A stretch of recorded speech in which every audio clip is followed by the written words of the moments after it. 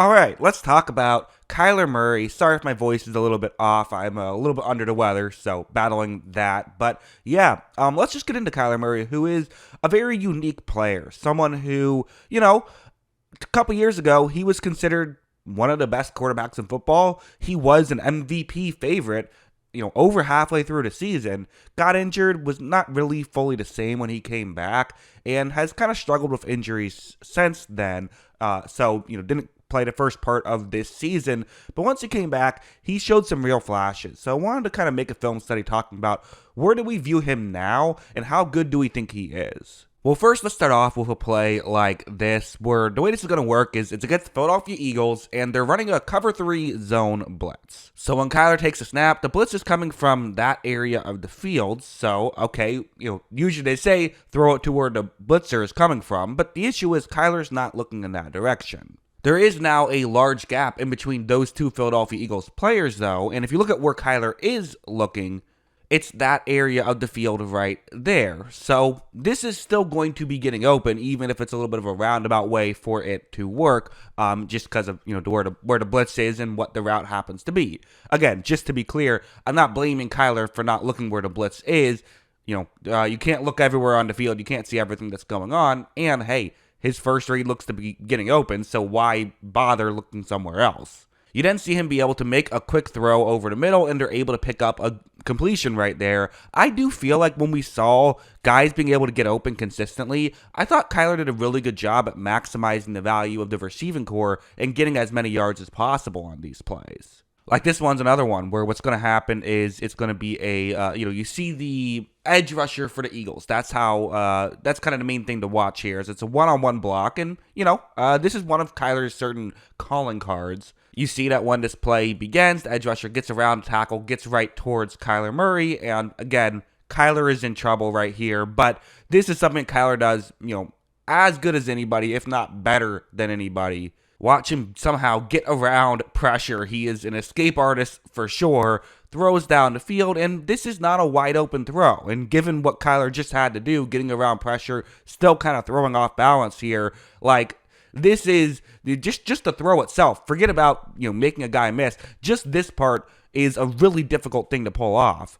However, Kyler does put this one right on the money. They are able to get a completion there and a touchdown there. Really good stuff from Kyler Murray. I mean, the highlights, what he gives you after a play breaks down, he is as good as anybody in the league. But the playmaking stuff is elite.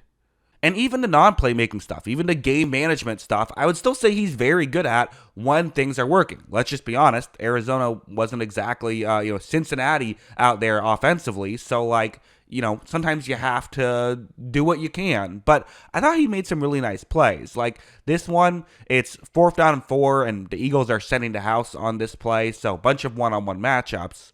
That is the one-on-one matchup that Kyler Murray likes the best. Okay, well, let's see how this works. When Kyler Murray takes the snap, you see right here, it's definitely getting open. So that's good. Eagles defense, not exactly spectacular. But if you look at Kyler, he's already into throwing motion right here. So because of this, again, it's running the play well, getting the timing down. He does, in fact, make a perfect throw, and they're able to get a key touchdown on, 4th down and 4. They won this football game. They don't win this football game if, the Cardinals aren't able to combine and make that play on that one. So, really good stuff by them. And you just have to think, with Marvin Harrison Jr. out there, are you going to get a lot more of these opportunities with, him and Trey McBride to be able to, do some really good stuff. We also have something like this, where the way this is going to work is it's a man coverage concept, and you see the receiver and the route he's going to run right here. This is what Kyler wants to throw to here. Again, makes sense. It's a play that on paper can work. But look at what happens here. Kyler takes the snap. He is going to hold for a minute, and pressure is starting to come right here, which is not the end of the world. You're going to throw a little off balance, but that's okay. That's the NFL. You're almost never perfectly, being able to get your feet planted and everything. But the issue is the throw that Kyler wants to make isn't quite open yet. As you noticed when you saw me put the play on the screen, is that there was players covering the middle of the field. So you're going to have to wait until it gets a little past them, but it's not past them just yet.